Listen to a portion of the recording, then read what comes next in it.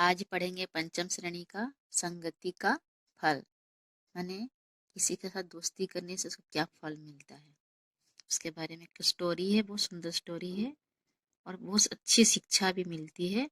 वो कहानी हम लोग पढ़ेंगे। एक वृक्ष पर एक तोता रहता था। वृक्ष माने पेड़। उसके दो बच्चे थे, दोनों एक ही जैसे थे।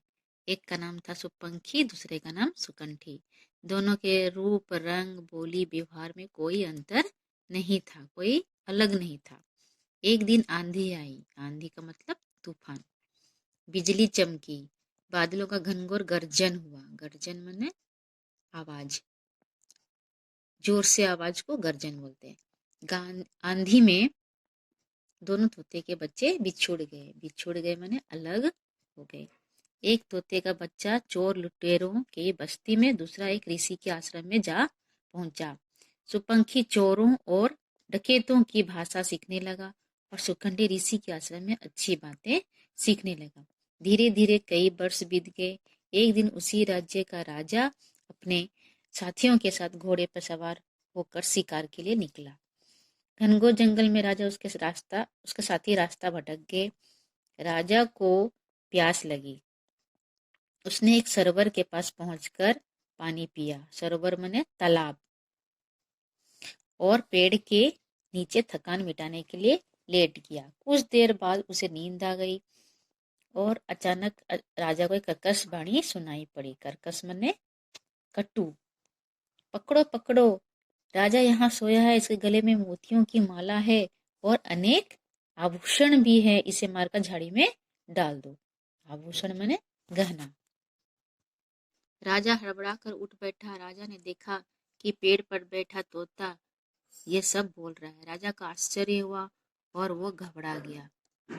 राजा अपने घोड़े पर सवार होकर चलने लगा। तोता फिर चिल्लाया। राजा जाग गया। राजा जाग गया है, देखो वो भागा जा रहा है, पकड़ो इसे। लो, राजा तो भाग गया। हाथ से सारे आभूषण निकल के कोई उसे पकड़ नहीं पा रहा है। कुछ दूर चलकर राजा एक ऋषि के आश्रम के पास जा पहुंचा। उस समय ऋषि अपने आश्रम में नहीं थे, वह भिक्षा मांगने गए हुए थे। राजा को एक पेड़ से एक मधुर वाणी सुनाई दी। आइए राजन, आइए, ऋषि के इस पावन आश्रम में आपका स्वागत है। राजन ने देखा कि पेड़ पर बैठा एक तोता यह सब बोल रहा। तोते को देखकर राजा भ्रम में पड़ गए। ब्रह्म ने संकित में पड़ गए। वही रूप और वही रंग, वही आकार। राजा ने तो इसी तोते को कुछ देर पहले ही देखा था। तोता फिर से बोला, राजन आप क्यों चिंतित है? इस आश्रम का आतिथ्य ग्रहण कीजिए। आप थके हुए हैं, आराम कीजिए। जलाशय से जल पीजिए, आपको भूख भी लगी होगी। आश्रम के फल ग्रहण कीजिए। राजा ने सोचा, यह तोता पहले वाला तोता नहीं हो सकता। इसकी वाणी कितनी मधुर है, कितनी शिष्ट है। तोता बोला, आप किस सोच में पड़ गए हैं?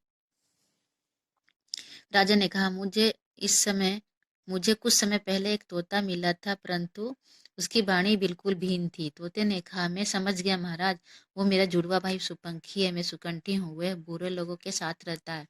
मैं उनसे एक दो बार मिला भी हूँ। मैंने उसे समझाया और यहाँ रहने को कहा, लेकिन उसने मेरी बात नहीं मानी। इसलिए लोग कहते हैं, जैसी संगति वैसे ही मति। गति नीति शब्द देता परिवेश, व्यक्ति होता है वैसा ही जैसा वातावरण, काल और देश।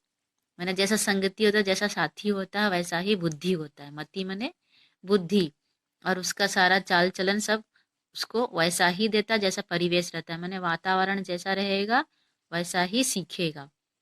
व्यक्ति वो होता है वैसा जैसा वातावरण, काल और देश। इसका अर्थ यही हुआ, जैसा संगति वैसा ही बुद्धि होता है। और वो दोस्तों से संगति करनी चाहिए, बुरे दोस्तों से संगति नहीं करनी चाहिए।